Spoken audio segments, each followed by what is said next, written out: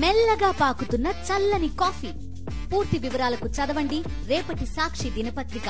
అచ్యుతాపురం ప్రమాద ఘటనకు సంబంధించి మరిన్ని అప్డేట్స్ అందించడానికి మా ప్రతినిధి నరేష్ లైవ్ లో జాయిన్ అవుతున్నారు. నరేష్,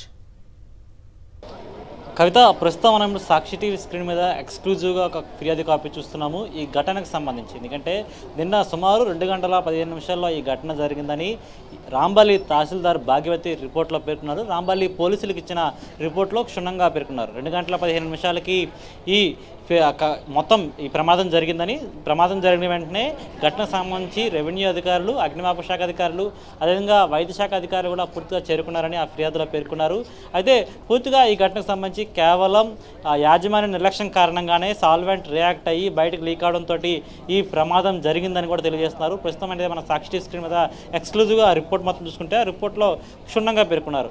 అయితే పూర్తిగా కూడా తహసీల్దార్ భాగ్యవతి ఇచ్చిన రిపోర్ట్లో ప్రమాదం ఎప్పుడు జరిగింది, ప్రమాదం కారణాలు, అదేవిధంగా ప్రమాదానికి యాజమాన్య నిర్లక్ష్యమే కారణం అంటూ కూడా ఆ రిపోర్ట్లో పేర్కొన్నారు. అయినప్పటికీ మొత్తం ఇదంతా ఒక లంచ్ అవర్లో జరిగిందని మొట్టమొదటిగా కూడా అక్కడ ఉన్న కార్మికులు కూడా చెప్తున్నారు. అయితే 2:15 కన్నా ముందే ప్రమాదం జరిగినట్లుగా కార్మికులు చెప్తున్నారు. కానీ తహసీల్దార్ భాగ్యవతి ఇచ్చిన రిపోర్ట్లో మాత్రం 2:15 ఈ ప్రమాదం జరిగిందని కూడా చెప్తున్న సిచ్యువేషన్ కనిపిస్తుంది. పూర్తిగా అసలు ఈ ప్రమాదం ఎందుకు జరిగింది అనే అంశంపై కూడా ఇంకా ఎటువంటి క్లారిటీ రాని సిచ్యువేషన్ కనిపిస్తుంది. అయితే ఒకసారి ఇప్పుడు నేను సాక్షి టీవీ స్క్రీన్ మీద చూపించే ప్రయత్నం చేస్తాను. ఎందుకంటే పూర్తిగా ఫిర్యాదు కాపీకి సంబంధించి ఫిర్యాదు కాపీ ఏ విధంగా ఇచ్చారు, అదేవిధంగా ఫిర్యాదు కాపీలో ఏమని పేర్కొన్న అంశంపై కూడా ఒకసారి చూపించే ప్రయత్నం అయితే చేస్తాను. ఆ ఫిర్యాదులో పూర్తిగా ఎన్ని గంటలు జరిగింది, ఎందుకంటే చూస్తున్నాం తహసీల్దార్ భాగ్యవతి పేరుతోటి వీడియో జర్నలిస్ట్ అప్పలా జూమ్ చేసే ప్రయత్నం చేస్తాడు. అందులో భాగ్యవతి, తహసీల్దార్ భాగ్యవతి, పి భాగ్యవతి, రాంబల్లి మండలం అనే పేరుతోటి కూడా ఈ రిపోర్ట్ను రాంబల్లి పోలీసులకు సబ్మిట్ చేయడం జరిగింది. అయితే ఈ సబ్మిట్ చేసిన అంశంపై కూడా పూర్తిగా ఫార్మా కంపెనీలో ప్రమాదం జరిగింది, ఆ ప్రమాద ఘటనకు సంబంధించి ఆ లెటర్ని పూర్తిగా కూడా రాసి అందులో ఏ సెక్షన్ల కింద ఆ కేసు వస్తుంది, అదేవిధంగా ప్రమాదం కారణం, ప్రమాదానికి ఏ టైంలో ప్రమాదం జరిగింది, అందులో ప్రమాదం ఏ సమయంలో చూస్తున్నాం. ఇప్పుడు ఒకసారి వీడియో జర్నలిస్ట్ అప్పలరాజు విజువల్స్లో చూపించే ప్రయత్నం చేస్తున్నాడు. 2:15 2:15 ప్రమాదం జరిగింది అని అంశంపై పూర్తిగా కూడా రిపోర్ట్లో పేర్కొంటూ తహసీల్దార్ పి భాగ్యవతి మొత్తం రాంబల్లి పోలీసులకు ఇచ్చిన ఫిర్యాదులో పేర్కొన్నారు. అయితే ఈ రిపోర్టుకు సంబంధించి అయితే తహసీల్దార్ ఇచ్చిన రిపోర్ట్లో 2:15 ఉంటే కార్మికులు చెప్పిన విధంగా లంచ్ అవర్ టైంకి అంటే 2:15 కన్నా ముందే, అంటే సుమారు 1:45 ముందే ఈ ప్రమాదం జరిగిందని వారు చెప్తున్నారు. అయితే ప్రమాదం ఎప్పుడు జరిగిన అంశంపై ఇప్పటికీ కూడా అధికారులకు ఎటువంటి క్లారిటీ లేదు.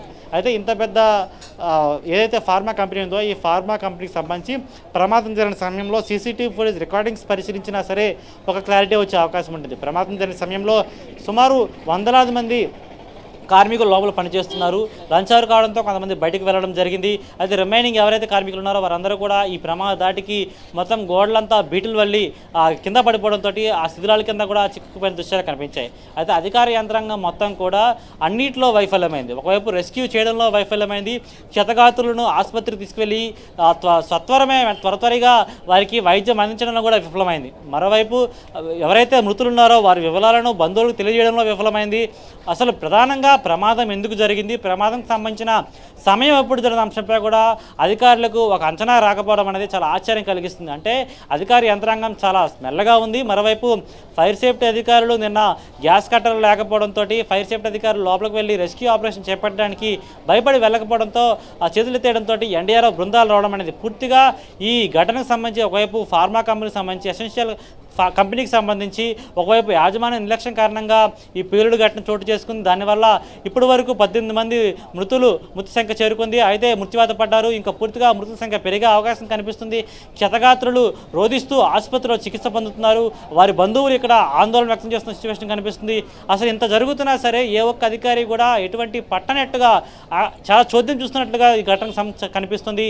అయితే ఇప్పుడు ఈ ప్రస్తుతం అయితే తహసీల్దార్ ఇచ్చిన రిపోర్ట్ 2:15 సమయానికి ఇవ్వడం కావచ్చు, యాజమాన్య నిర్లక్ష్యం అని చెప్పవచ్చు. మరి పూర్తిగా ఇప్పుడు గవర్నమెంట్ ఈ ఆడిట్ చేసిన తర్వాత ఆడిట్లో వచ్చే లక్షణాలు ఏదైతే రియాక్టర్లో వాడకం కావచ్చు, రియాక్టర్ ఏజ్ ఆఫ్ రియాక్టర్, ఈ కంపెనీకి సంబంధించిన వాడుతున్న ఎక్విప్మెంట్కి సంబంధించి ఎటువంటి డ్రగ్ తయారు చేస్తున్నారో ఆ డ్రగ్లో వాడకం సంబంధించి ఎంత సెంటిగ్రేడ్ వరకు వారు ఈ రియాక్టర్లను వాడి ఏదైతే ఉత్పన్నం చేస్తారో మెటీరియల్ని, ఆ ఉత్పన్నం చేసే మెటీరియల్ సంబంధించి ఎంతవరకు వాడతారో అంశంపై కూడా ఆడిట్లో పేర్కొంటారా లేదా వారిపై ఎటువంటి చర్యలు తీసుకుంటారో అంశంపై కూడా పూర్తిగా కూడా దర్యాప్తు చేస్తున్నారు. అయితే ఈ ఘటనకు సంబంధించి ప్రస్తుతం అయితే ఇప్పుడు ఈ రిపోర్ట్ అనేది చాలా కీలకంగా మారింది. ఈ రిపోర్ట్లో పేర్కొన్న అంశాలని చాలా వరకు చేరుకుంటున్నాయి.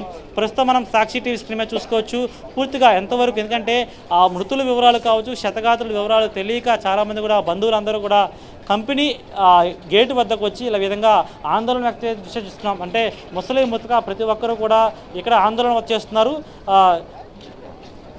ఎవరి కోసం వచ్చారు? దగ్గర ఎవరి కోసం వచ్చారు? మనోడు. ఏమవుతాడమ్మా? మనోడు అవుతాడు. ఏం పని చేస్తుంటాడు? ఈ పని ఎక్కడికో చేసాడు. ఏమైందని చెప్పారా ఎవరైనా సరే? ఎప్పుడు వచ్చాడు డ్యూటీకి? నిన్న మధ్యాహ్నం 2 గంటలకు వచ్చాడు. ఇప్పుడు వరకు మీకు తెలియలేదా? ఫోన్ చేయలేదా? ఎన్ని రోజులు పని చేస్తున్నాడు ఇక్కడ? తెలీదమ్మా. నేను అసలు దెబ్బలు తగిలేదని కానీ ఆసుపత్రులు ఉన్నారని లేదా అసలు ఉన్నారా లేదని ఏమని చెప్పారు? అసలు నాకు తెలియదా? లేరని చెప్పారు అంటున్నారు. తెలియదు. నేను ఇప్పుడే వచ్చాను, ఊరి నుంచి వచ్చాను, కాకినాడ నుంచి వచ్చామండి. ఇప్పుడే మేము కంపెనీ నుంచి ఎవరైనా చెప్పారు? ఎవరు చెప్పలేదు. ఇంకా మా వాళ్ళు ఉంటే ఫోన్ చేస్తే వచ్చామండి. ఇక్కడ ఉంటారండి. నిన్న మధ్యాహ్నం బీసీపీకి వచ్చాడంట. ఆ నైట్ డ్యూటీ అంట బాబు. ఏమో ఎక్స్ట్రా డ్యూటీకి వచ్చాడంట. రమ్మంటే వచ్చిన అరగంటలోనే అయిపోయింది. నేను వనలో చేస్తున్నాను. నా యొక్క కొడుకు నాకు బిడ్డలు లేరు. నేను అని పెంపకం తీసుకున్నాను నా కొడుకుని. నేను ఇంటికి వెళ్ళాను, ఫోన్ వచ్చింది. ఇక్కడ ఉంటుండగానే ఏదో మాట్లాడుకుండి ఓరేడు అనుకున్నాను. నా బిడ్డని నాకు తెలియలేదు. ఇంటికి వెళ్ళి రాబోతాడు కల్లా మోహన్ లేడన్నారు. పూడు మోహన్, దుర్గా ప్రసాద్ నా అక్కకు 2వ కొడుకు బాబు, నా మోహన్ బాబు. అమ్మో అంతే. ఈలోపు ఇక్కడ ఏం జరిగిందో తెలీదు. గుండ్లడ్లు పోయాయి. పరిగెట్టి ఇంటికి రాబోతాడికి మోహన్ లేడు అన్నారు. అంతే. నేను వాళ్ళ కంపెనీలో ఒక ఎంప్లాయ్ అండి. గత 6 సంవత్సరాలుగా మేము పని చేస్తున్నాము. అప్పుడే కంపెనీల మీద 2 బ్లాస్టర్లు అని విన్నాము. ఇంతవరకు కూడా ఇలాంటిదే యాక్షన్ వచ్చింది. కానీ నా బిడ్డ ఇందులో ఉన్నాడు. ఇంత జరుగుతుందన్నా తెలీదు. మోహన్ జాయిన్ అయ్యి 2 నెలలు ఎన్నాళ్ళు అవుతుందండి. అంతే. నైట్ డ్యూటీకి వస్తానమ్మానండి వాడు. అంతే బాబు. ఇంతలోనే నా బిడ్డ ఎగిపోయాడు. 18 ఉంటాయి బాబు. అంతే. 18 సంవత్సరాలు అవుతుంది. బర్త్డే కాదు. ఇందులో ఏదో వర్క్ అన్నాడు. అంతే. నాకు తెలుసు నువ్వు ఏం వర్క్ చేస్తున్నాడో అని. నేను క్లియర్గా అడగలేదు. వర్క్ అమ్మా అన్నాడు. అంతే బాబు. ఇంత మునిపే బాగులేదు అంటున్నారు. ఎందుకు? ఏదో కూలి పనికి వెళ్ళని వాళ్ళని బతుకు తెరువు కోసం వస్తాం బాబు. ఇంత జరుగుతుందని మేము అనుకున్నామా? సరైన యాక్షన్ తీసుకోవాలి. ఇంత ప్రమాదకరమైన కంపెనీ కట్టారంటే, ఇందులో ఇంత ఎంప్లాయీస్ ఉన్నారంటే ప్రతి ప్రాణము విలువైనదే. ఒక తల్లి గర్భకోత మీకు తెలియదా ఎంత ఏడుతుందో నా యొక్క? అలా ఎంతోమంది కుటుంబాలు ఎంతోమంది ఏడుస్తున్నారు. ప్రతి ఒక్కరు యాక్షన్ తీసుకోవాలి కంపెనీ మీద. ఇలాంటి చర్యలు చేపట్టాలి. ప్రత్యేకంగా రక్షణ కావాలి. ప్రతి ఎంప్లాయ్కి రక్షణ కావాలి. సేఫ్ జోన్లో ఉండాలి. వాళ్ళు డ్యూటీకి వచ్చి డ్యూటీ అనంతరం ముగిసి ఇంటికి వెళ్ళే వరకు ప్రతి బాధ్యత కంపెనీ భరించాలి. అలాగే యాక్షన్ తీసుకోవాలి. మేము కూడా డ్యూటీలు చేస్తున్నాం. గత 6 సంవత్సరాలుగా 1 కంపెనీలో నేను ఒక ఎంప్లాయ్ని. ప్రతిరోజు సేఫ్ జోన్లో ఉన్నామా లేదా అనేది వాళ్ళు సంరక్షిస్తారు. ప్రతిరోజు మేము ఎక్కడ దిగుతున్నాం, ఎక్కడ వెళ్తున్నాం, ప్రతి దానికి లెటర్స్, ప్రతి దానికి ఎంక్వైరీ, ప్రతి దానికి సేఫ్ జోన్. అలాగే ఉండాలి కంపెనీ రూల్స్ అంటే. ఎందుకు చేయబట్టలేదు ఈ రూల్స్లన్నీ? వీళ్ళు సేఫ్ జోన్ ఎందుకు చేయలేదు? ఏదైనా సరే సేఫ్ జోన్ కావాలి. ఇంత ప్రమాదకరమైన కంపెనీ అంటే నేను మాట్లాడలేకపోతున్నాను. ప్లీజ్.